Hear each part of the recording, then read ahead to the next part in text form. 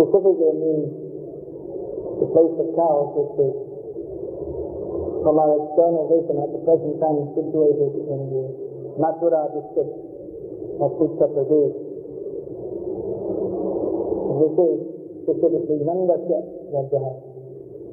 This is Nanda Maharaja's cow-herding ground. He is the king. He's known as Nanda Maharaja. This is vice versa. He's known as king because he's the leader of the Vaishya community. Vaishya's business is Krishi, Gaurashya, Vanijam, agriculture, cow protection, and trade. We have that word in modern Gujarati or Hindi, Banya. So that comes from the Sanskrit word Vanijya. Vanijya means trade. And Banya means merchant. So among the three occupations of the Vaishya, Gaurashya, protection of the cows, is considered most important because cow protection is central to Vedic culture. Any follower of Vedic culture must respect the cow. Now that helps them. Even if they're Mayavadis, they all have a need. Mayavadi, at least in the traditional Sampradaya, they will respect cows. So that will help them because Krishna is fond of cows. His name is Gopal, Govinda. Go Brahmana Hitayata. Go Brahmana Hitakari. He does good and he likes to see the cows and Brahmanas are benefited. In one Prabhupada says that Krishna is known as Go Brahmana Hit. He likes to see the benefit of the cows and the Brahmanas, but also see the cows along. We have here so many Kapila, brown cows.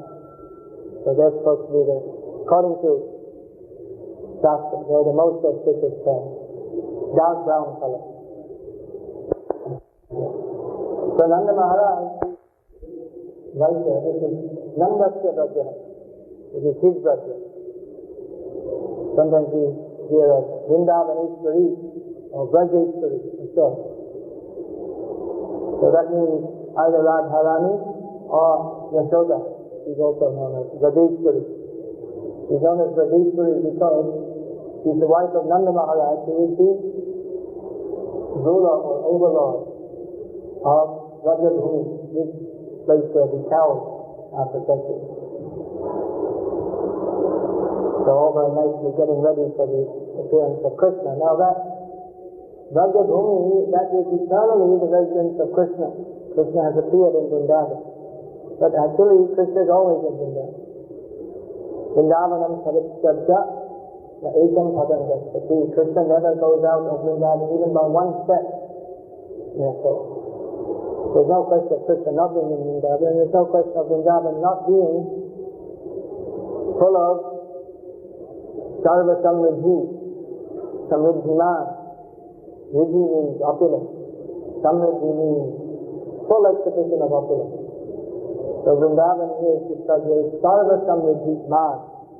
So Sarva Samriddhi, giving full emphasis that all opulences in full in all ways became present in Vrindavan. And Vrindavan is always fully opulent. But with Krishna's appearance there, then that opulence became manifested for everyone to see. Otherwise, Vrindavan is always the place of the goddess of fortune, Rama. Rama Akira, the place where Rama, the goddess of fortune, performs her pastime. Lakshmi Sahasra Shatasam Rama Sejamanam. Krishna is always served with hundreds and thousands of Lakshmi, or goddesses of fortune, in the land of Vraja. Actually not, when we say Rama, Lakshmi, Shri, these are names for Lakshmi, who is Vaikuntana's Patni. She is the wife of Vaikuntana, Narayana. And actually, she can't enter into the pastimes of Krishna as the gopis in the same way as described in the Purana. If she wanted to.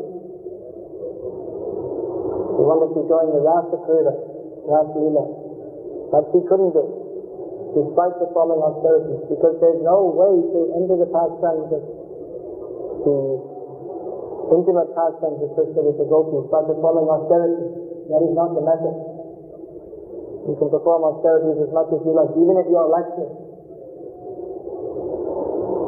But the process is to be gopi anugatya, to follow in the footsteps of the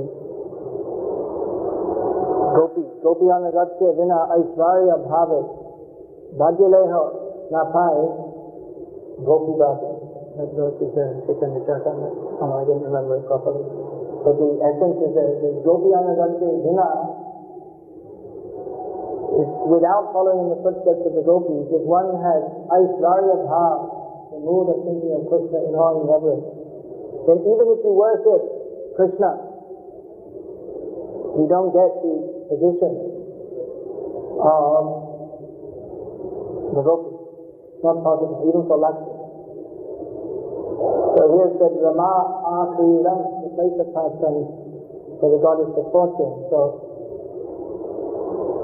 the purport, Prabhupada is given the purport that this Rama here indicates that the supreme goddess of fortune, Adi Lakshmi. When you say Adi Lakshmi, we usually think of the form of Lakshmi with Vishnu, but really the Adi Lakshmi is Radharani, because she is the source of all the Lakshmi forms. Just like from Krishna, all the Vishnu forms emanate. Krishna and Balaram, from Balaram come all the jivas, that's one direction. And then comes Vasudeva, Sankarshan, Arjuna, Aniruddha, the third Chaturvyuha, and Narayana, and then another Chaturvyuha, and all the incarnations who appear in this material world, they appear through the agency of the Purush. That means the Purusha avatar, Karadakshay Vishnu, Garbhodakshay Vishnu, Kshiradakshay Vishnu. So Krishna is the source of all the avatars and all the jivas. Aham sarvasya prabhavo matah sarvam prabhasate. Everything comes from Krishna, everyone comes from Krishna. The female principle, who is non-different from Krishna, Shakti Shaktinata Abheda. The Shakti means the female principle, and the Shakti Mata, Shaktiman, the male principle. They're non-different because they're inseparable. The source of power and the power itself, they're inseparable. There's no meaning to be a source of power if there's no power. And power cannot exist without a source. So in this way they're inseparable. Still they're defined as Shakti and Shaktiman. So Shakti means the original Shakti, or energetic expansion of Krishna, is Radharani. And from her, all the Lakshmis expand, all the gopis expand, then the Dwaraka, Mahishis, they're all expansions of Radharani. So here, Rama, the goddess of fortune. Rama, this name suggests enjoyment. Ramante yogino nante satsang siddhanani iti Rama padenaso parambrahmamukti. The absolute truth is known as Rama, because the yogis, they take pleasure in thinking of Rama, considering Rama. So that this word gives the idea of pleasure, just like Krishna is known as Radha Raman, Gopi Raman, Rukmini Raman. These are names of Krishna, who enjoys Radha, or who gives pleasure. Either he's enjoying, or he's being enjoyed by, or he's giving pleasure. Pleasure, the idea of pleasure is to Radha, the Gopis, Rukmini. And we also have Janaki Raman, name for Rama, enjoyer of Janaki, Sita Raman. These are common names even today. We have such names. So this suggests this name is given Rama. There are many names of Lakshmi. Rama is a common name. So this Vrindavan became the place of pastimes of the goddess of fortune. It specifically indicates that Radha will appear. Krishna doesn't go outside of Vrindavan, that is said. That means We hear of Krishna's pastimes in Dwarka, Mathura, sometimes he goes to Hastinapur, Indraprastha, so many places. Krishna also went to city of Kashi. He went to Kundina, it's now in Maharashtra. Still that area is called Vidarbha. Rukmini's name, Vidarbha Kanya, the young girl of Vidarbha. So many places Krishna visited. But that was in his, not his original place, but in his Vasudev form. Vasudev means he's known as the son of Vasudev. But in Vrindavan, Krishna is not known as Vasudev. He is known as Nanda, Yashodananda. Outside of Vrindavan, Krishna may be known as Vasudev Nanda, Vasudeva, or Devaki Nanda, Devaki sister. But in Vrindavan, they don't know who is Devaki, who is Vasudeva. They know Krishna, Govinda, Gopala. Even outside Vrindavan, Krishna is sometimes called Govinda, Gopala, Hari, Damoda. These names are also given. You'll find Krishna is addressed by these names even outside Vrindavan, in his pastimes outside Vrindavan. But Govinda, of course, that means to give of pleasure not only to the cows, but to the land and the senses. So that applies to his pastimes outside Vrindavan. And also, within Dwarka, undoubtedly, so many cows must have been there also. Because any city, if it's any auspicious place must have cows. There's no question of building a city, at least in India, in those days. Of course, Dwarka wasn't exactly in India, just off the coast.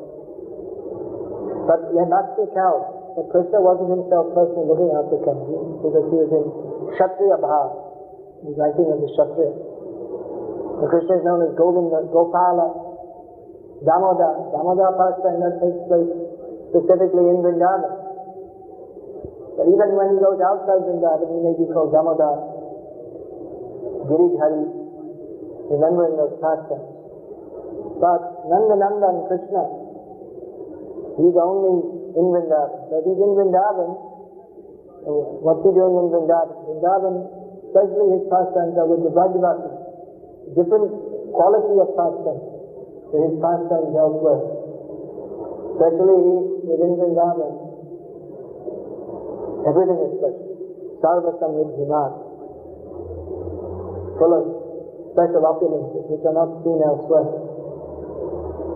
But over and above everything else, the speciality of Vrindavan is that Radhi Vrindavan Ishwari, Radharani is there, which, according to Bhagavatam, she also goes outside. She went outside to meet Krishna at Kurukshetra. And also, from Garga Samhita, we have information that Radharani and so many gopis of Vrindavan, they sometimes used to go to meet Krishna in Dwarka. But generally, even if Krishna may appear to go outside Vrindavan, but Radharani, she's not going outside. She's staying there. So therefore, Krishna is also staying there. Staying in Vrindavan, which is a place of extraordinary pastime. Just yesterday I was speaking with one man from Bangalore. So he knows Narayan, but not Krishna. Now they don't know Krishna, but they're particularly attached to Narayan, Balad. And his wife is from a family attached with the Mata, Mantralaya, Raghavendra Swami. So she's attracted to Krishna. So she got one book and she saw the Atma TV program, and just from that she started chanting 16 rounds and everything, offering her food, rising at 4 o'clock and all these things. But he's not against, but he says, we know Narayana. But actually, Krishna is Narayana. There's no difference. But within it there being no difference, there is also the difference that Krishna has some wonderful qualities which even Narayana doesn't have. That Narayan, he is worshipped in great awe and reverence. But Krishna, he is not worshipped in awe and reverence. It may seem that he is less than Narayan. This is the mistake. That even Lord Brahma, he thought, who is this Krishna, this little boy running around with bare feet? Running around? What is it? Sometimes the cow and others, little boys, they're just village boys, they're stealing his lunch packet, then they sit to eat. And one boy is eating something, he says, this is nice. He takes one bite and says, here, Krishna, taste this, it tastes pretty good. This is not proper culture. You can't, in the middle of eating something, you can't just take something off your plate and give it to someone else, although I know someone who does that regularly.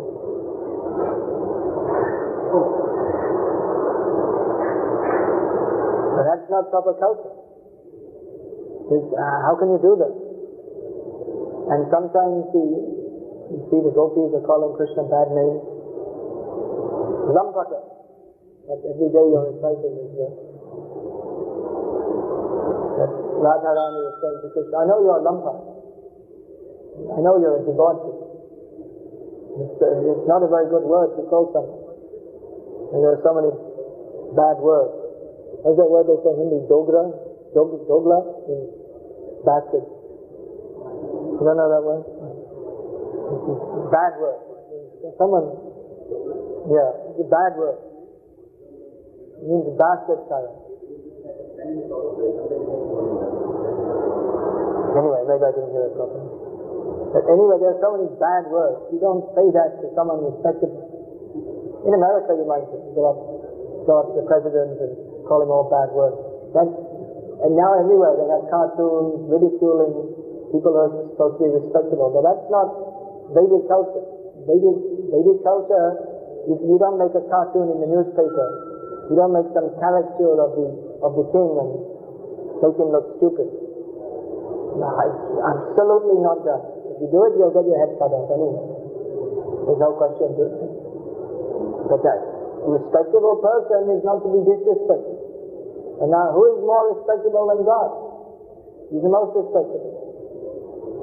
Narayana, Om Namo Narayana. In great respect, he is to be worshipped. But we see that in Vrindavan, there's not that much respect for Krishna. There's a lot of love for Krishna, unlimited love for Krishna, but not in a very respectful way. Even Lord Brahma, he says, Lakshmi Sahasrasata Sambrahma Sevyamana. The Lakshmis, they're serving with great respect. That's his vision. He sees the gopis as Lakshmi. And so he can't imagine serving with anything but respect. But the gopis, why Krishna likes them more? Because they don't serve him with respect. They disrespect him. That, of course, is on the transcendental platform. There's a difference between an atheist disrespecting God and the intimate devotee, because that disrespect, that is on the platform of the highest love. There's a lot of difference. That's why we cannot imitate. Imitation of the intimate pastime, that is a great mistake by which one falls down. If Radharani calls Krishna bad names, Krishna enjoys. If we call Krishna bad names, then there's Radha, and Radha's external manifestation, Durga. So we'll come under the punishment of Durga. She has 10 hands with different weapons, and they're all meant for people who do things like disrespecting the personality of Godhead. So that is something very intimate. That is not to be understood by everybody, and that's also not meant for public distribution. Nowadays, again, in the press, they have this whole thing of everything should be public. That's why you'll find even the royal families who are considered most respectable, the press wants to find out any news, how they're arguing among themselves. That's supposed to be kept private. It's not proper culture that it's understood that wherever there are living beings, there will be some misunderstanding. That is inevitable. So that private affair is private. It's not meant for broadcasting to everybody. It's only low-class people who gossip. You hear that Rama, he went disguised and he heard. Which class of person was that complaining about his wife? That was some washerman, low-class person. The low-class people, means he was complaining about his wife and comparing to Rama. We are not like Rama, his wife was living away from home and then he took him back. I'm not like that, you get out of it. So that is the business of low-class people, to make some gossip and talk about others and see their bad qualities and broadcast it everywhere. It's respectable people, they keep their disagreements private. Their intimate affairs, that is private. Just like it's understood why people get married. Well, there may be different reasons, but one of the main reasons is to engage in sex life. But that's not supposed to be talked about. And nowadays they have the different film stars will talk about and discuss their private lives. That goes on. Otherwise now children being born. It's definitely going on. But it's not something for everyone to discuss. It's a private affair. It's public life and private life. In the modern age they want to make there's no distinction. Everything should be public. But Krishna, you can say, this is Narayan, his private life, is Krishna. Or actually that is his most cherished life. The Prime Minister may have so many duties and so many public affairs, and he also enjoys them. But he wouldn't enjoy in the same way if he didn't have any family, children. That's his best enjoyment. That gives him more pleasure. All day the Prime Minister, of course in the modern age nowadays, they're mostly listening to so many people with insult. Modern politics means the opposition, they'll all insult you like anything.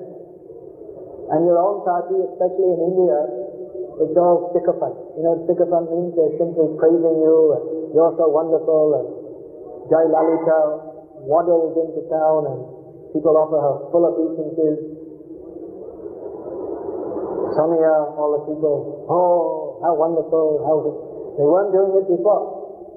When she became chairwoman of the Congress party, then all of a sudden people started to praise her. They suddenly discovered what a wonderful person she is, and that there's nothing better than to praise her upside down, inside out. Although they weren't praising her before. But suddenly when she came to the Congress position, head of the party, and then the Congress people are praising her. And similarly, the opposition parties, they weren't blaming her.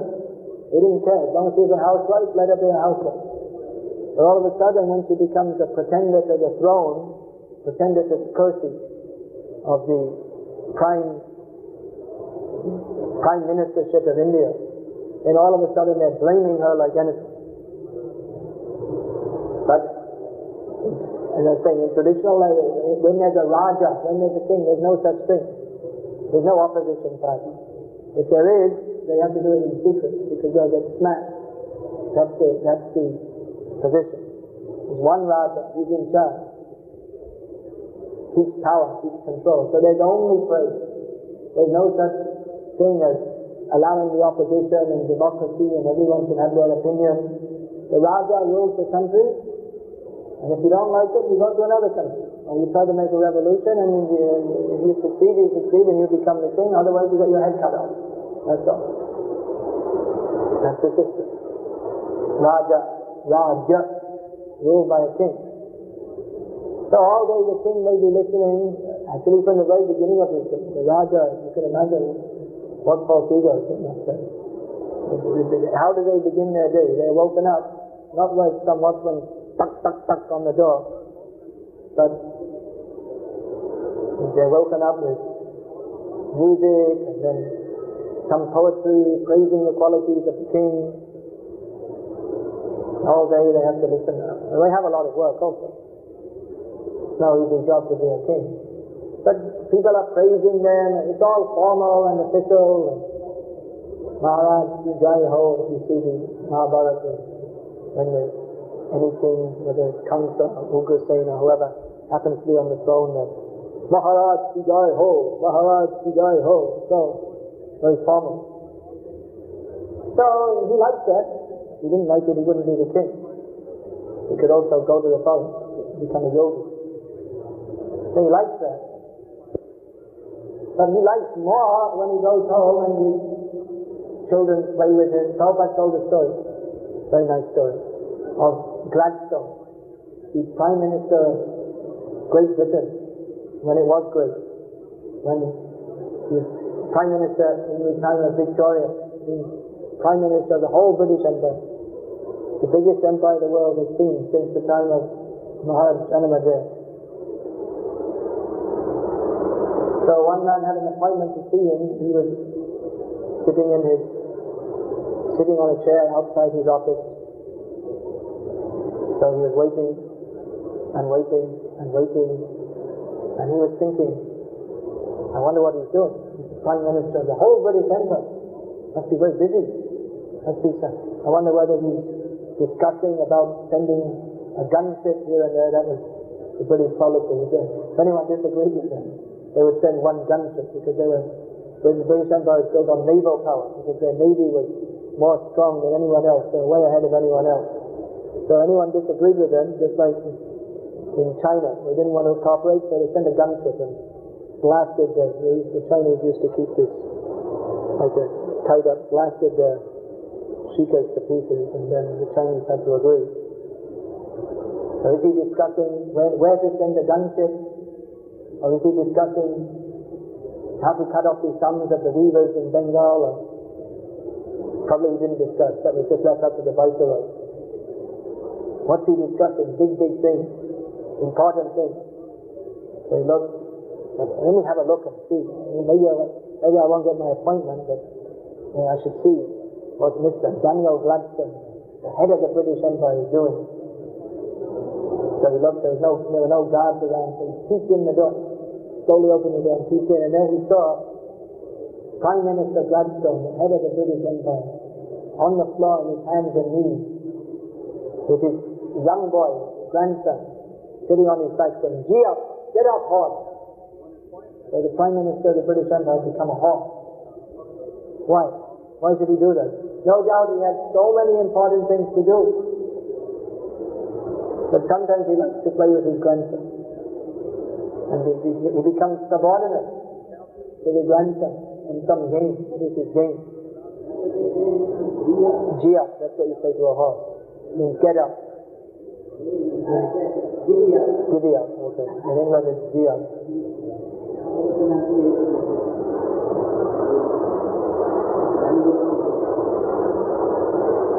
So like that, Prabhupada gave this example. Krishna in Vrindavan, he's powerful above everyone, but he enjoys being subordinate to his devotees.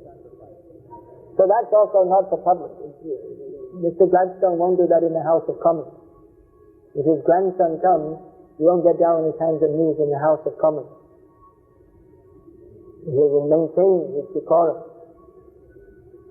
That's another reason why the Vrajavasis, they stay in Vrindavan. Otherwise, how can he be Vasudeva? How can he go on with his pastimes, his other pastimes, the maintenance of the world, if he's in the Vrindavan mood? So there's a certain place for those pastimes. That is Nandasya Vraja.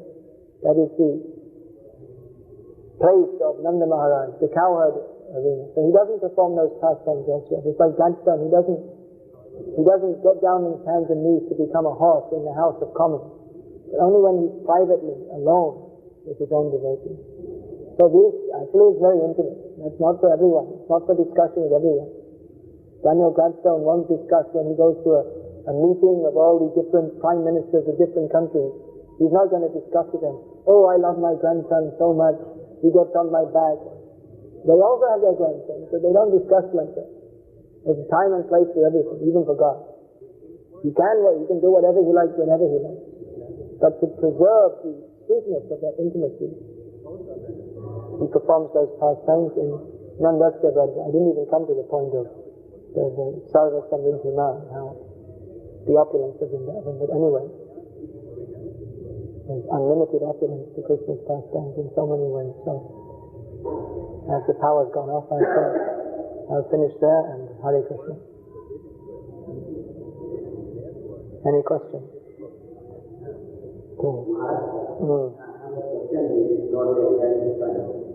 Does anyone have any question relevant to the class, first of all? No, I'm saying, first of all, but I'm saying if anyone does have a question which is relevant to the class, then we should discuss that first. Otherwise, we'll go off on a tangent. But it doesn't look like there is anyway, so. What is the name of the name of Britain at that time, at the present time, his name is Tony Blair. But at that time was Daniel Gladstone. Gladstone. Real Victorian name.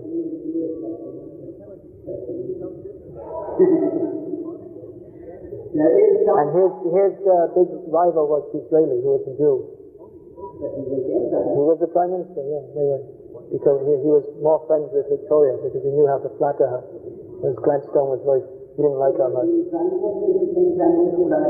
By vote.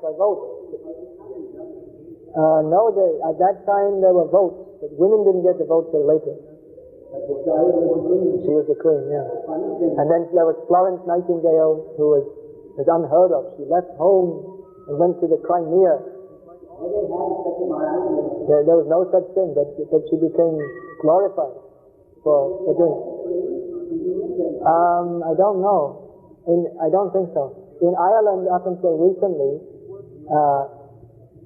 you were supposed to get your parents' permission. You couldn't get married without your parents' permission. Until about a generation ago, there were still cases if someone got married without their parents' permission, their parents would just reject them, disown them. Yeah. Nowadays, Ireland is as fallen as anywhere else in the world now. When the Blue videos started coming in, then everything changed. Blue movie videos, yeah. In Sicily, is completely fallen. Yeah, they're different culture. Yeah. They're even more Italian than the Italians. Don't say that to a Sicilian; they'll shoot you. They're more British than the British. More loony than the British. Sarva Samriddhi Man and Rama Krida Abhul are saying that under opulence. Yeah, that's why I didn't get it. Yeah. So if you say Rama Krida means Radha Rani, that's a very... It's an esoteric understanding. Yeah.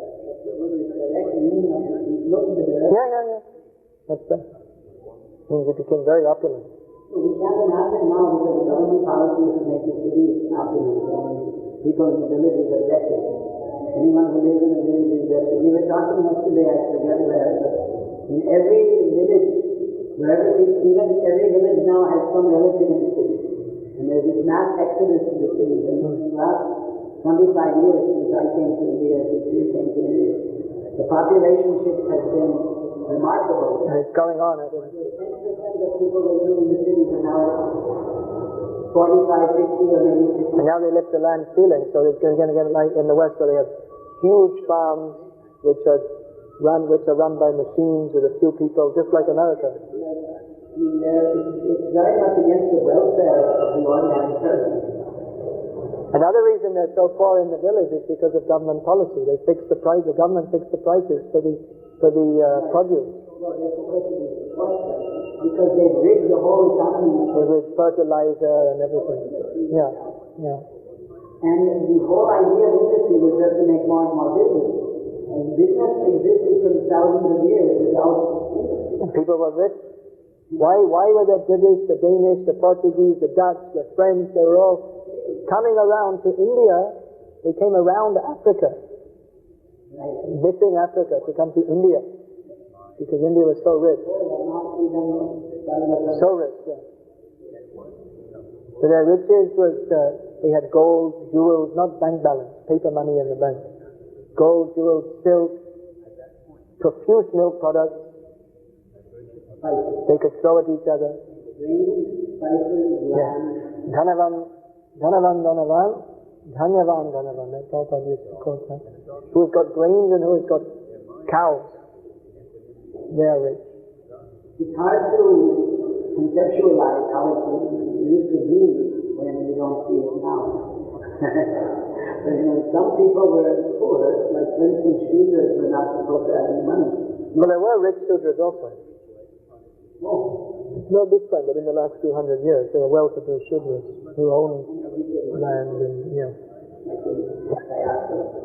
they owned land and had businesses and they all got mixed up. By caste they'd be a Shudra, but by vritti, by occupation, they'd be, somehow or other they came up.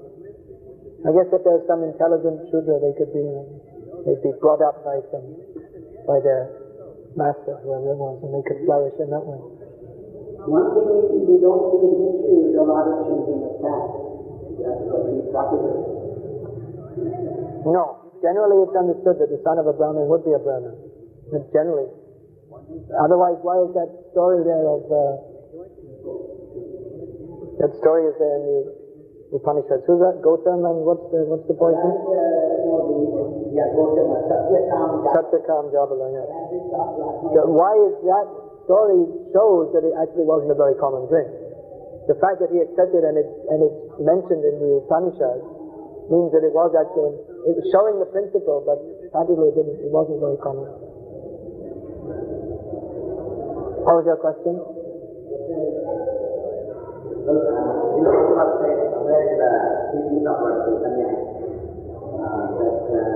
Krishna is the complete whole, and living entity is like living entity. We are also part and parcel of Krishna, and Lord Krishna has a lesser potency known as Radharani. And since we are part and parcel of Krishna, we also must have Radharani. We also must have lesser potency. And then we go on to different subjects. So I was just thinking that since Krishna has lesser potency in Radharani, everybody must have also lesser potency. Is that possible? We don't have our own pleasure potency, but we are imbued with the pleasure potency. The absolute truth is anandamaya bhyasat, joyful by nature. So because we are part and parcel of the supreme whole, we also share in that pleasure principle. Not that because we are part and parcel of Krishna, and Krishna is God, we is part and parcel, therefore we also have our own part and parcels and our own potencies. No. There is similarity between the Jiva and Ishvara, but it's not, there are certain similarities, but not in every way.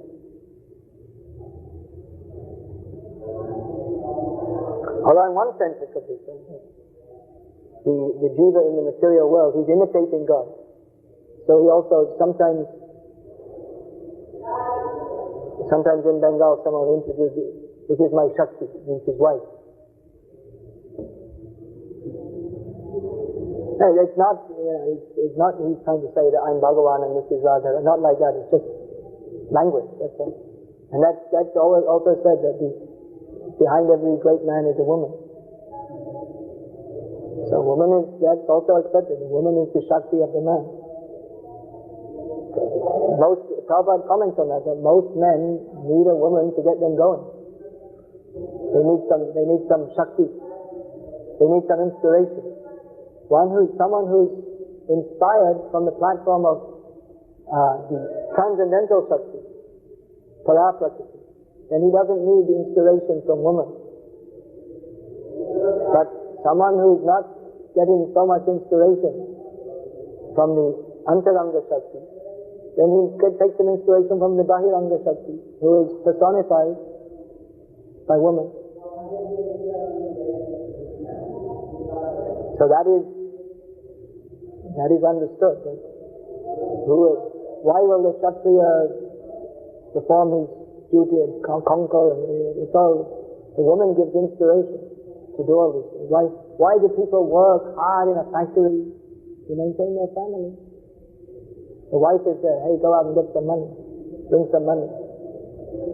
Otherwise, who's going to work? Why should you do it? So that wife is called Sadharmacharini, Sahadharmacharini. She performs, in Vedic culture, that is dovetail. So that all one's activities should be for the sake of dharma.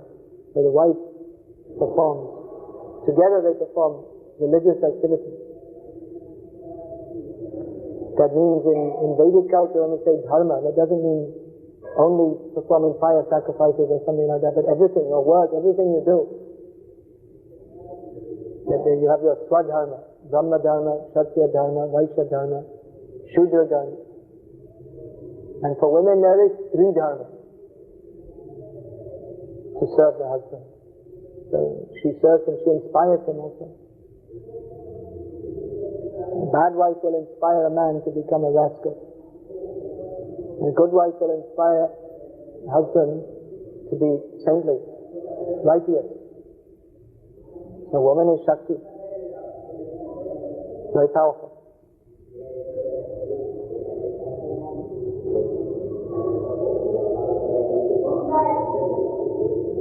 But that we should understand. The point is that we're only imitating. We are not Purus. And the living being in a female body is not Prakriti in the way they think they are. We are all Prakriti, or meant to be enjoyed by Krishna.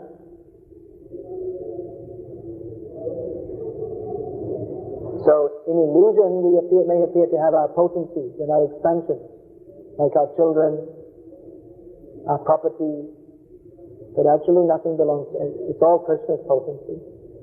Nothing is mine, everything is Krishna.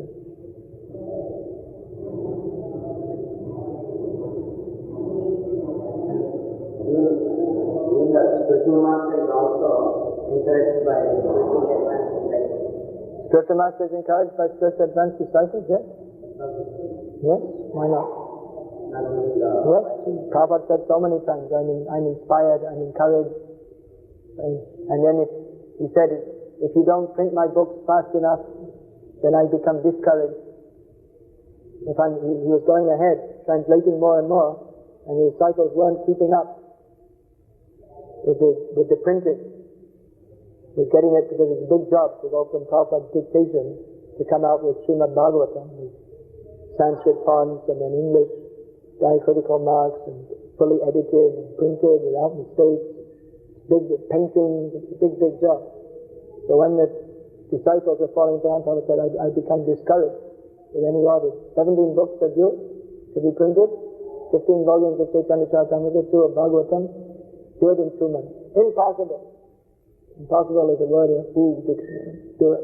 They did it. Otherwise, one book with so many people working would normally take at least 6 weeks or 2 months. What happened, Prabhupada, he was translating Bhagavatam. So Bhagavatam he was seeing 12 commentaries in Sanskrit and 1 in Bengali, his own Guru Maharaja, and then he was giving the commentaries. But whereas for Bengali, he was just doing the Bhaktivinoda Thakur's commentaries, which is very short, and his own Bhakti Sankara Thakur's commentary. So it's much easier in that sense to do.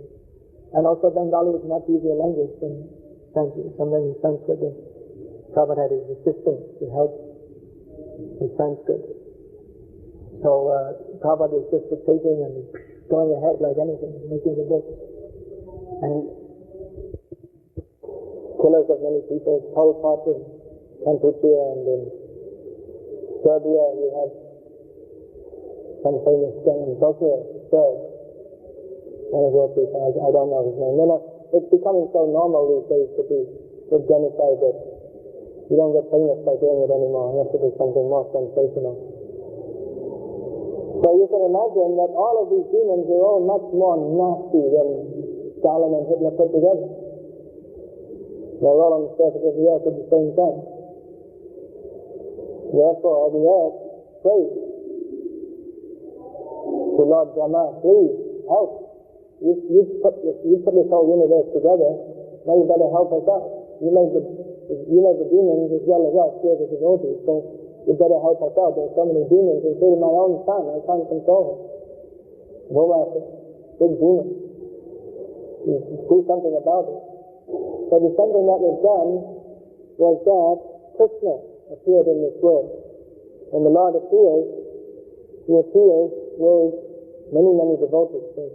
The Yadu dynasty, with many, many members. And so many devotees directly from the spiritual world. And there are others also who are demigods from the heavenly planets. There are also devotees who appeared as members of the Yadu dynasty to join with Krishna in his pastime. Particularly three incarnations of the Lord, namely Krishna, Ramachandra, and Chaitanya Mahaprabhu. When they come, they deliver many, many, many, many, many living beings back to Godhead. Others, they come for the pleasure of their devotees, but particularly these three forms of the Lord, they have many, many interesting pastimes, and they deliver so many people back to God. Ramchandra, he took all the monkeys, and then so many inhabitants of the forest, and all the inhabitants of Ayodhya. He took them all back to Godhead. And by their wonderful pastimes, which are recorded in Ramayana, in Mahabharata, Chaitanya Charitamrita, Chaitanya Bhagavat, Srimad Bhagavatam, they continue to attract the minds of conditioned souls and deliver them back to Godhead also, even after their manifest presence is over. They also deliver many demons. Even you'll find Nanda, who was the wife of Ravana. She knew that Ram was the Supreme Lord. And many times she used to say to Ravana, you please let this Sita go, because it's not auspicious for you to keep. Even she's Maya Sita. She's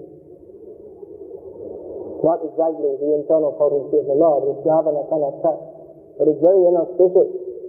Ram will come and destroy you. You give him back and then we can live. We can continue to, even we're demons, we can continue to live as demons.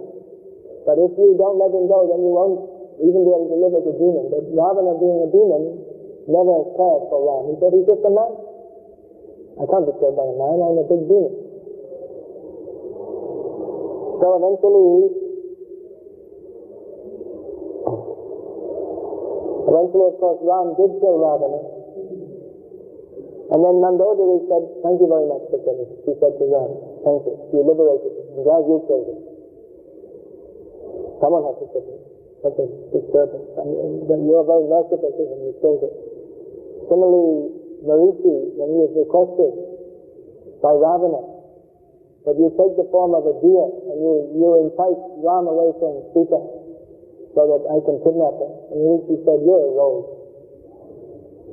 What a nasty, I mean, I'm a demon, but Marichi was meditating in the forest, being afraid of Ram. And I'm a demon, but at least I know what's what. You won't get any auspiciousness from kidnapping Sita. That will be the end of you.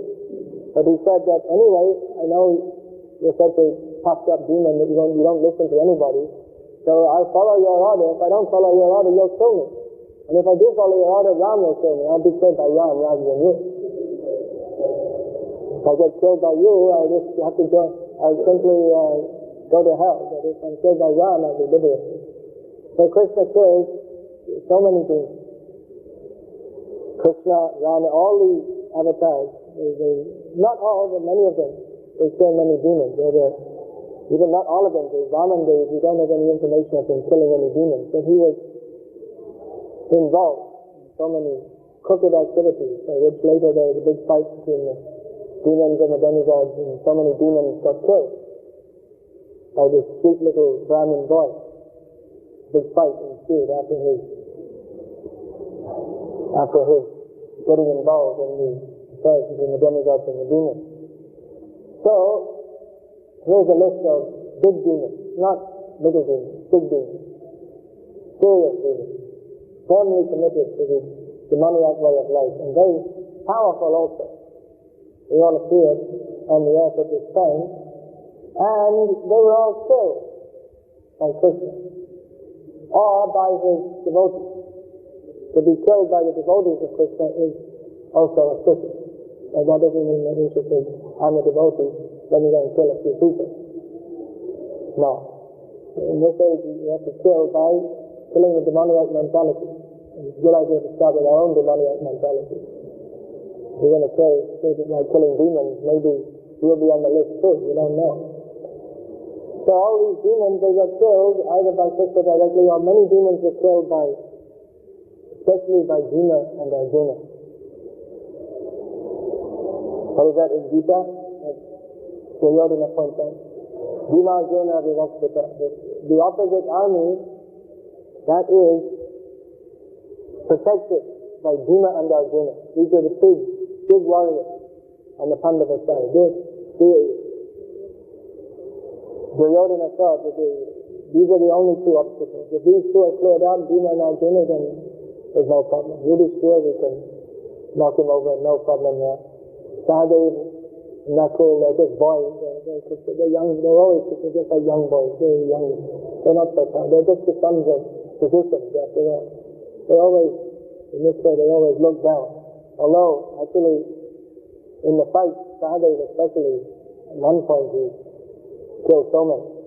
But especially Bhima and Arjuna, they killed so many demons in the battle of Kurukshetra. And Bhima was also, he killed Jarasandha. Krishna didn't want to kill Jarasandha himself personally, because he had some family relationship with him. You see here that Jarasandha was the father-in-law of Kamsa. Kamsa's daughter, Kamsa's wife, were the daughters of Jarasandha. So Krishna didn't like to kill Jarasandha personally, so he had Bhima do it. Of course, Krishna killed Kamsa, who was his uncle. But there was he had to do it, because no one else could do it at that time. At that time, Bhima and Arjuna hadn't come on the scene, and Krishna wasn't going to wait for them to kill Kamsa. It was high time. His time was up. Time for him to be killed.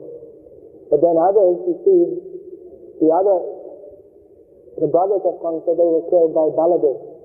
Because Krishna was related to Kamsa. When we say uncle, it's always intricate. So Baladeva, he didn't have that close relationship. So Krishna let him kill the brothers of Kamsa. So he minimized having to kill his family members. So many demons, they were killed. We were reading in the notes at the end of the last chapter. One name for Krishna is Maya Manusha. So this word is understood in different ways. But not that Krishna is a product of the material energy. But Maya Manusha means Gura Kapata Manusha. He appeared, he was covered over. Covered means not personally covered, but covered from the vision of materialistic people. Now, Ang Prakasha Sarvasa Yoga Maya Salavita Muro Yang Labhitana Si Loka Mama Sanadina. Materialistic people can't see Krishna. He's covered by the curtain of Maya. They think of an ordinary person. So, Krishna and Balaram, they appeared in this world. What is that verse? Atimatyani Bhagavat Saharame Nati Sava. How does that verse again?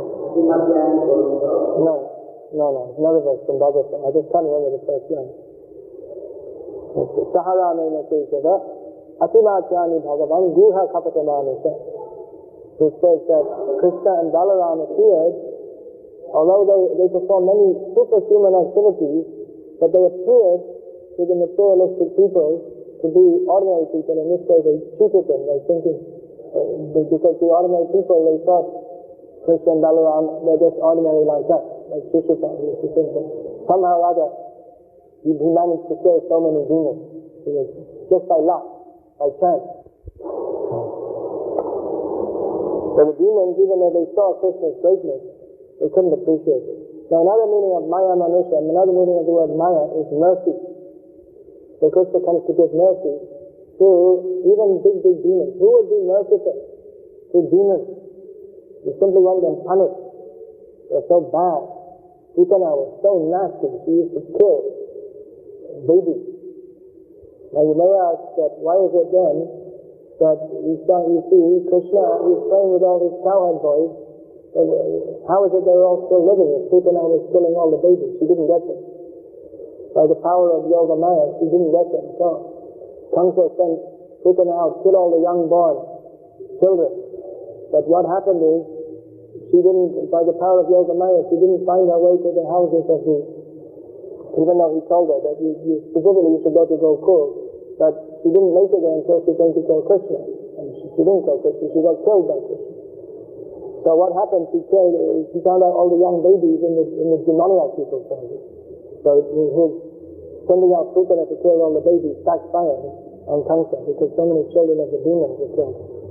So she was so nasty, but Krishna was so kind, and he was so merciful to her, that he gave her liberation in the position of his mother. This is Krishna's kindness. That Bhaktivinoda Thakur is saying. Asura Sakal Pailo Charan. He says that even so many great demons, they attain to a lotus feet. Because actually even these demons, they're not really demons. No one's really a demon, in one sense. Certainly, some people are demons. Otherwise, Krishna wouldn't. One whole chapter of Bhagavad Gita is dedicated to pointing out what are these defects or the bad qualities of the demons. But inherently, no one is a demon because everyone is a servant of Krishna. So Krishna, when he kills these demons, he kills their bodies, he takes away their demoniac mentality also, and delivers them back to Godhead, if they want to go. He reawakens their feelings for him, because Krishna is so attractive, even more attractive than other forms of God. That question came up, that we find that Kamsa was in his previous life Kala name, he was also killed by Vishnu. So how come he had to take birth again? That is because Vishnu, that's one of his qualities that he has, one of the qualities of Vishnu is that he rewards liberation to those. He rewards liberation to those he kills. But at the same time, the living being is independent. So if he really doesn't want to go back to Godhead, that okay, Vishnu, you killed me, but I still hate you and I don't want to go back to Godhead. I'll come back again and fight you again and torment you again. Let me birth after birth be your enemy. This is his desire. That our eternal enemy, the demons are thinking. Alright, if you insist, but when Krishna comes, Krishna is so overwhelmingly attractive that even the demons in their hatred of him, there's some attraction there, and Krishna accepts them, delivers them back to God. And Krishna's overwhelming mercy. Now we see the list of demons, and we also list of so many great devotees. So many demons appeared in this world, and so many devotees they appeared in the Yadu dynasty and the Yadu, Bhoja, and the dynasty, different dynasties. So many great devotees appeared, and even not in great dynasties. Not all of the great devotees of Krishna appeared in who joined with Krishna's Leela. They didn't all appear in great dynasties. We find even the Aborigine women who used to come, they were living in the jungle, what we call nowadays Adivasis. So they were living in the forest, and they would come out of the forest to bring some food. And just like nowadays, you find people go in the forest, they bring honey, like that, out of the forest. So they would come into the village of Gokul, and they would see Krishna. They would be attracted to him, and the young girls, they would also be attracted to him, and they would pick up some kumkum from the Adivasi girls, they wouldn't be using, but where the Krishna had embraced the gopis, and some kumkum from their breasts had fallen down, they would take that, or they would take the dust from where Krishna had been walking, and put that dust and smear it on their breasts, and in this way they would pacify their lusty feelings for Krishna. So they were from what you would call the lowest class. Here also you see the florist Sridhama in Mathura.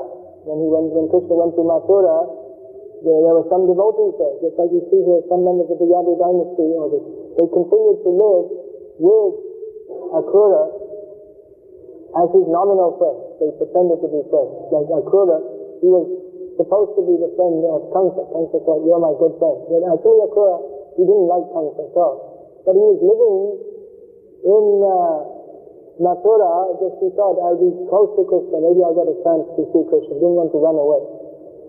He thought, at least I'll be close to Krishna, and maybe, surely after some time Krishna will come and get rid of this tyrant, this despot. So he thought, I'll see these pastimes. So some of the members of the Yadu dynasty, they were living in Mathura, and in the big city, of course, there's not only kings, for every one king there will be so many helpers and there's so many different castes are there. There's Sudama, the florist, he was there, he was a devotee. As you know, at least two Sudamas in Krishna Lila. There's Sudama, the forest in Mathura, Sudama, the cowherd boy, and Sudama, Vitra in Dwarka, or otherwise Porbanda. He goes, the poor Brahmin who becomes rich. So there were devotees there in the lower caste. Florist is not considered high caste, but considered Shudra class. But he was also a great devotee of Krishna. In the Shudra class, he also had the washerman. It's considered very low caste. But because he thought Anasar the Kamsa, he was very puffed up. So he insulted Krishna. He was a demon. He got his head cut off by Krishna. So in all different castes, we find the Naga Patnis, the wives of the Kaliya snake, they were also devotees of Krishna.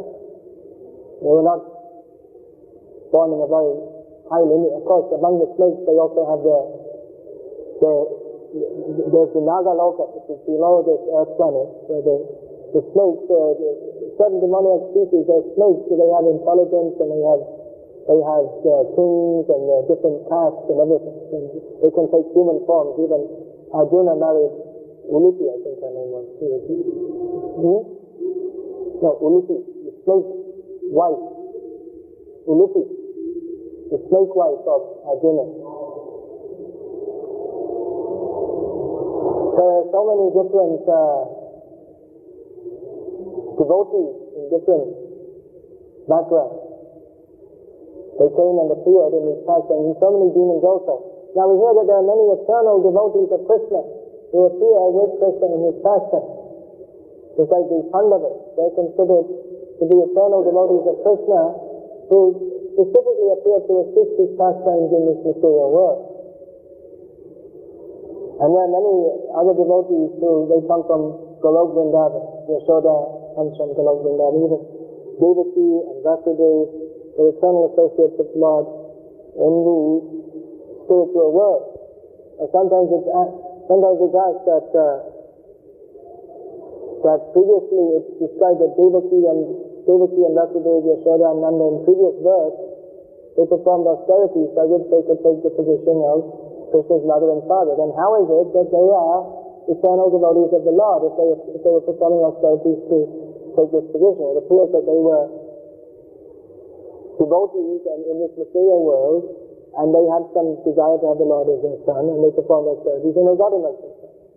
But our acharyas, especially Jiva Goswami, has explained with reference to the scriptures that actually they are directly from the spiritual world, but they took these forms previously in the material world, and then later took the forms of Nanda, Yashoda, Vasudeva, and Devaki. Now another question may come that if these are eternal associates of the Lord, who perform pastimes with the Lord, so Krishna is always the Bhattacharya. It's not that he's not ever the Bhattacharya, he's always the Bhattacharya. Every time he appears, he's a Bhattacharya. Every time he appears, he performs Ras Leela with the gopis. And there are many demons also who he kills. Here are the list. There's the list of some of the main ones. Palamba, Vaka, Chanura. So Krishna, when he comes, he kills many demons. So is it that these demons come again and again? No.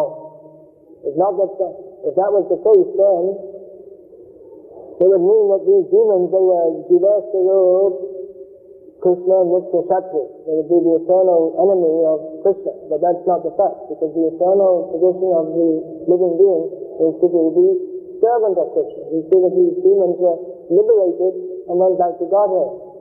So how is it that every time Krishna comes, that there are demons, similar demons? So it can be understood that different living beings, by their mixture of extreme impiety, mixed with some good fortune, they get the chance to, they have a demoniac mentality, and they get the chance to take birth as demons who come in contact with Krishna. Anyone who comes in contact with Krishna is fortunate. Even the demons, they say, even by their enmity towards Krishna, they are benefited. Of course, if someone is, it's not that everyone who is inimical towards Krishna, they get the chance to take birth as a Pralamba or a Baka or a Bana. So we don't recommend to become inimical towards Krishna. That is very inauspicious for the living being to be inimical towards Krishna. But even if he is inimical towards Krishna, the fact that he's somehow or other thinking of Krishna will ultimately benefit him. He will have to suffer the effects of his offenses, but somehow or other by coming in contact with Krishna, he will be purified. Even if the effects of those offenses, that will, for many, many lifetimes, he will have to suffer. So it definitely is better not to be, we're not recommending be a demon. We're recommending don't be a demon, be a devotee. But even a demon, if he directly is envious of Krishna, he gets the opportunity to be purified. Just the biggest demons are the Mayavadis. They don't even like to think of Krishna at all. They totally blot him out. They don't want to think of him at all. Even the demons like Shishupal, they're more fortunate because they're always thinking of Krishna. Even in enmity, they're thinking of Krishna. So ultimately they get the chance to be killed by Krishna. So there are different living beings, they take the forms of different demons in different births, and the pastimes may be a little different every time. It's not absolutely stereotyped that Krishna has to perform his pastimes in exactly the same way every time. Just like, for instance, I believe Vishwanath Chakravarti Thakur, he described how Prabhu, we're going to have a long discussion, maybe it could be at some other time, or some other place. So Vishwanath Chakravarti Thakur describes that sometimes Krishna and Balaram, they ride to Mathura using Kaliya as a horse. So that's a different pastime. And here in this day of Brahma, as described in the Srimad Bhagavatam here, Kaliya is driven away from Mathura, Manda, from Rajabhumi. Go to Fiji. Apparently he's in Fiji. So that's also auspicious because it's also auspicious for the people of Fiji because he has the footprints of Lord Krishna all over him. Krishna enjoyed a nice pastime. Kaliya was being envious towards Krishna, but Krishna enjoyed the nice pastime of dancing on all his hoods. And all his hoods became marked with the footprints of Krishna. And with the wives of the Nagapatnis, or the wives of Kaliya, were very surprised. And how is it? You see, so many devotees, they're simply longing that we could get the dust of Krishna's feet on our head, but they're not, this Kaliya has 1,000 heads, and every one of them is not with the dust, but directly with the footprints of Krishna. So that is called causeless mercy. So many devotees, they're aspiring to it, they're performing meditation for millions of lifetimes, they don't get such an opportunity. But Kaliya, who is envious to all living beings, by his poison, he kills so many living beings. Just like you see a snake is poisonous, the poison is stored in his body, that is a physical representation of his extreme envy. And Kaliya was so poisonous that his breath was poisonous. And even he was living in the water, but his breath would bubble up and then spread around, and even any bird coming in that area would be flying and drop dead because of the poisonous gas. Just like here in Baroda, we get poisonous gas. In Ahmedabad also now, they want to emulate Baroda, so they also have poisonous gas. And you see, the demoniac people, they make poisonous gas which poisons everybody. So Kaliya, he was emanating from his very body poisonous gas, by which so many living beings were killed. But Krishna is very merciful to him. And later on, Kaliya, because he became humble by thinking, first of all he was trying to catch Krishna, and he caught him and pulled him under the water, and then Krishna escaped, and because he thought that he was enjoying his pastime. But in the meantime, he thought that all the inhabitants of Vrindavan, if I stay underwater even a second longer, they'll all die. Because they're thinking I'm dead, and if they think I'm dead, then they're all dead. They're all unconscious on the ground, thinking that Krishna had died. So Krishna escaped from Kaliya's embrace. Kali was embracing him, not the same as the embrace of the gopis, but still, he was fortunate enough to embrace the Supreme Lord.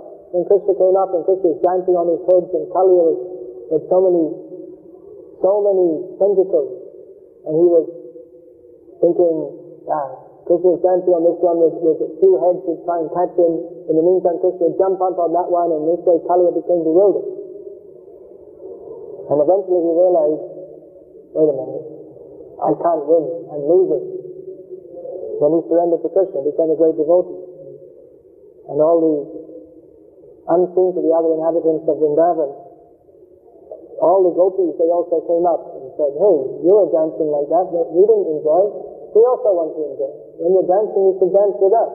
So they all had a nice Ras Leela dance on Kaliya's foot while he was moving up and down. So these are some of the pastimes Krishna was enjoying. So Kaliya became a devotee. His wives, they're already devotees. Sometimes we see that the wives become devotees, and afterwards the husband becomes devotee. Sometimes it's gone the other way. In this case, the Nagapatnis, they were great devotees, and because of their devotion and their good wishes for him, their husband, who was after all a great demon, he also, by the combined mercy of Guru, in this case his gurus were his wife, and Krishna, he also became a devotee of Krishna. So we'll see so many personalities are being mentioned here in these pastimes of Krishna in Vrindavan and outside Vrindavan. So many different devotees with so many different relationships. The Nagapatnis, they were great devotees. They're still thinking of their husband now. They prayed to Krishna that please deliver him. After all, he's a saint. What do you expect from a saint? He's envious by his nature. But now we promise we won't do any more trouble. We'll keep him in control and please let him go. So that, whereas we find another set of wives, the Dvijapatnis. They the wives of the Brahmins were performing sacrificial ceremonies. They didn't care for their husbands at all. If the other husbands are not devotees, to hell with it. Let's go and see Krishna. And even the Brahmanas themselves said, to hell with us. After they realized that Krishna was the Supreme Personality of Godhead and they neglected him, they said, they themselves condemned them. First of all, their wives practically condemned them by leaving them. And then later on, they themselves would condemn them. Why? What is the use of all our sacrificial ceremonies and our birth as high-class Brahmins? And Krishna came to us and we couldn't even recognize him. Still they didn't recognize him because they thought, Kamsa, he's just a short distance away. We have to be careful. We have to be practical for these. Krishna's here, but Kamsa's there. So, we're at the border. They were just living on the edge of Vrindavan on the side close to Mathura. So they thought, we're in between Krishna and Kamsa. So, it's all right being a devotee of Krishna, but what if Kamsa finds out and he gets to us before Krishna comes? So they recognized Krishna as the Supreme Lord, but they didn't really have faith in him, like his wives. His wives had faith that even if we abandon our husbands, Krishna will protect us. We're more interested in Krishna. So there are so many varieties of devotees that will be described here. And this has been the subject matter, and still is the subject matter of great devotees who analyze these pastimes and see how is Krishna relating with the different devotees, who are these devotees, what are their different relationships, what are the relationships of devotees in Vrindavan, what are the relationships of devotees in Mathura and Dwaraka, what are the relationships in Vaikuntha. Therefore, Brihad Bhagavatamrita of Sanatana Goswami, that is considered the exposition of Srimad Bhagavatam, because it describes the different relationships of the devotees going up to the highest devotees in Vrindavan, highest of all as Srimati Radharani. So this book is an exposition of Srimad Bhagavatam, which ultimately Srimad Bhagavatam is a book of rasa. Sivaka Bhagavatam Rasanalayam Muhoraho Rasika Bhuvidhanaka.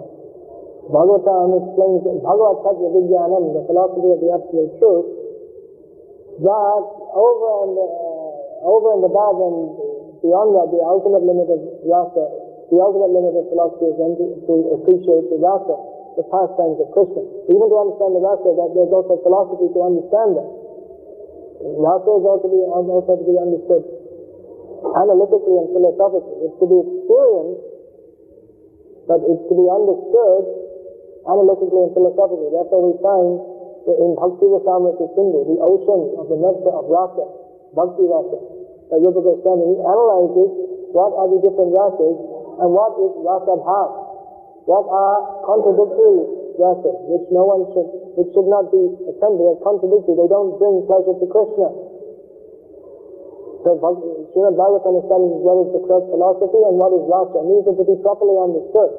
Bhakti Siddhanta Viruddha Arasa Bhash, Shinite Prabhu Chitte Nahoye Lash. In Chaitanya Charitamrita it stated that Bhakti Siddhanta Viruddha Arasa Bhash, any statement that is against the proper philosophical understanding of the Bhakti science, or mixed mellow, improper mellow, just like mixing the ghastly ras and neutral ras with conjugal ras. That's called rasa bhav. Just like, for instance, if someone says that so many days I've been attracted to the form of the opposite sex, which is simply made of blood, pus, stool, and urine, but now I'm going to give that up because I am now attracted to the intimate conjugal pastimes of Krishna. So within the format of Vrindavan Leela, that is rasa bhav, because you can't have conjugal ras mixed up with this ghastly and neutral ras. It's true that in this, that the neutral ras is that's the taiva that has become mixed with the conjugal ras. So they don't mix. Neutrality and conjugal ras and ghastliness and conjugal ras, they don't mix. So all these things have to be understood from Srimad Bhagavatam and from books like Bhakti Rasamrita Sindhu, which are the analysis of Srimad Bhagavatam, how to understand. But ultimately that is to be experienced. Ultimately Srimad Bhagavatam is presenting these pastimes of Krishna that we may enter into those pastimes and experience them. It's not simply a matter of discussion. Of course, discussing Srimad Bhagavatam, that Srimad Bhagavatam is not different from Krishna. So if you're a devotee, you can experience Krishna in every page of Bhagavatam. You can experience Krishna's pastimes. But it's not simply a matter of academic analysis. One has to actually enter into the mood of the devotee by taking up the service mood. Then you can understand Krishna and experience these pastimes. So that cannot be attempted prematurely. That is a gift from Krishna. Apashya Krishna Namadina Bhavadrahirindriyai Sivan Mukhi Jivade Swayanivasthayatiyade. One cannot artificially do a pole vault into Krishna's Leela, but he has to become qualified by serving Krishna. Then Krishna will bestow upon him the understanding and the experience of Bhakti Rasa. So now we're beginning the 10th canto of Bhagavatam, having read through all the previous cantos in the classes here, in this canto. So, 10th canto especially, that is a matter of relish. All the Bhagavatam is meant for study, understanding, and relishing. Especially the 10th canto, the pastimes of Krishna, are most relishing. Because Krishna is the most attractive, his name is Krishna, he is the most attractive form of the attractive forms of the personality of Godhead.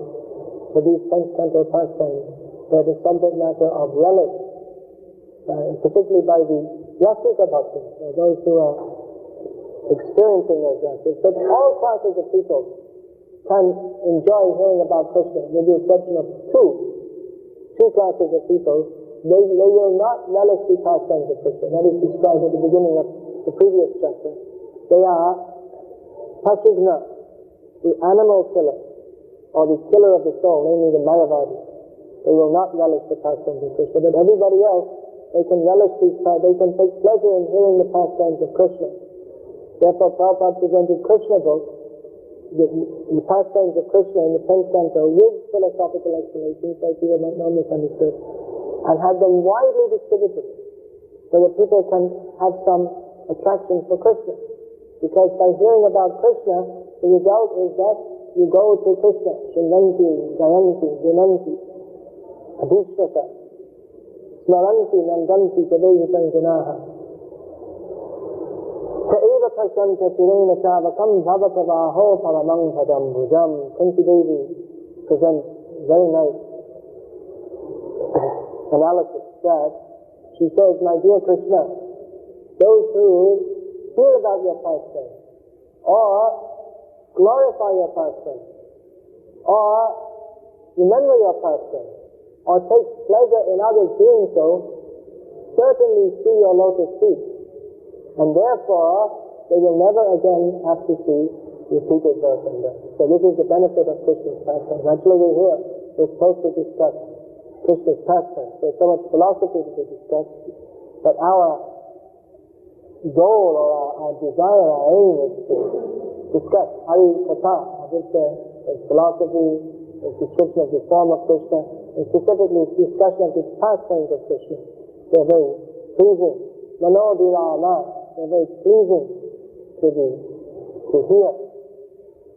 Therefore, now we're entering into the 10th canto of Bhagavatam. There will be discussion of Krishna's pastimes, so I won't be here, but those of you who are, you can relish hearing these pastimes of Krishna in Srimad Bhagavatam, which is the perfection of life, to relish these pastimes, to engage in the service of Krishna, to chant the names of Krishna, to hear the pastimes of Krishna.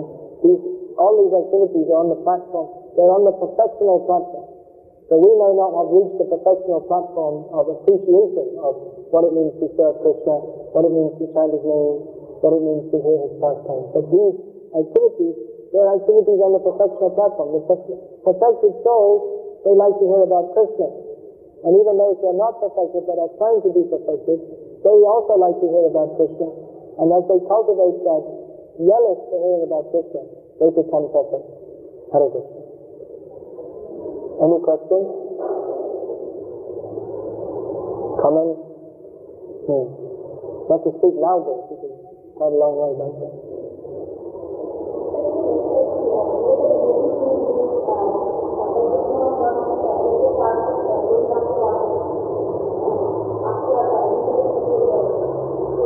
After liberation. I heard that both the devotees and the non-devotees, by the mercy of Krishna, they transfer back to Godhead, and then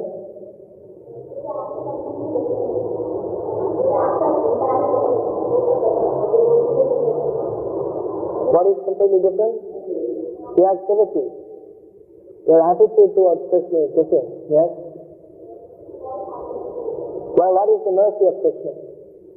Many times the demons, they're liberated, but they don't go back to Godhead, especially those who are killed by the Lord in other forms than Vishnu, in other forms than Krishna. They get impersonal liberation. But mostly those who are killed by Krishna directly, they get liberated back to Godhead. You can only say that Krishna's special mercy, causeless mercy.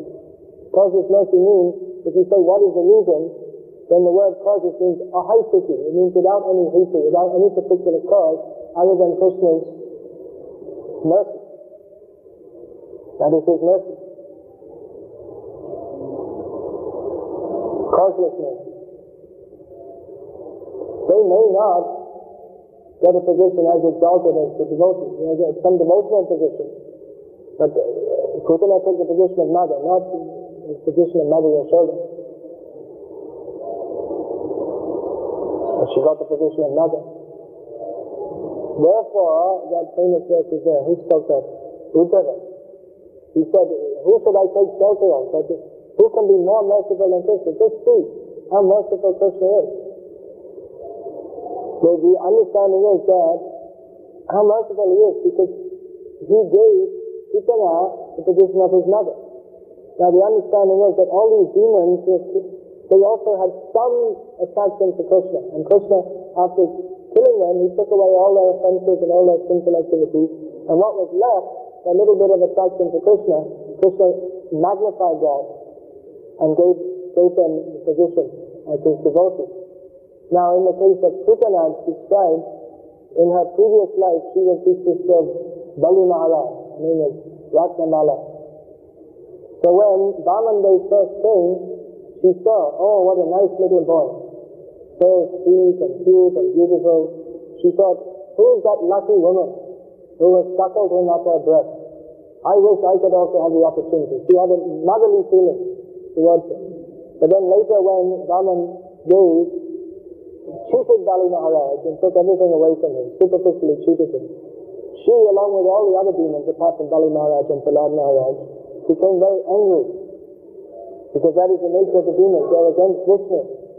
So she became very angry and her demoniac mentality came out and she thought, I'd like to kill this rascal.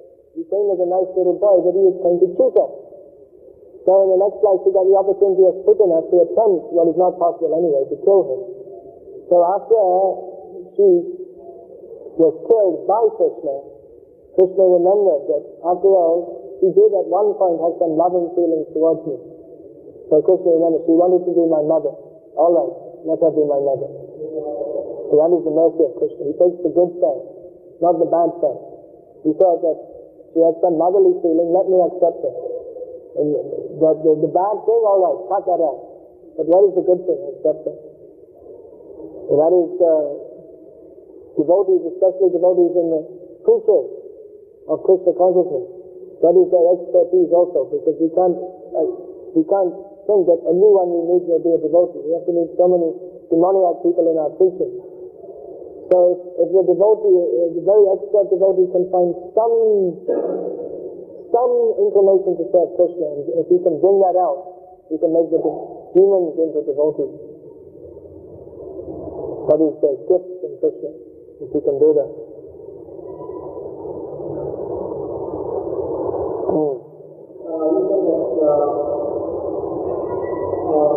Krishna, that is the prestigious part about the Krishna. It is not just a thought, there is no knowledge. While in our cases, when the devotee is spending their whole life to do the Krishna consciousness, and even if they do from afar, you are going to get there, so why this contradiction? Why this contradiction? That devotees there all the time serving Krishna, but if you do some offense, you're not going to get Krishna consciousness. Well, no, if you make some offense, it's not necessary that you're not going to get Krishna consciousness. But an offense will slow down your progress. But offense doesn't necessarily mean that you're not going to get Krishna consciousness. The process of sadhana is to come to the perfect stage by which we become free from all offenses. Even then you may go due to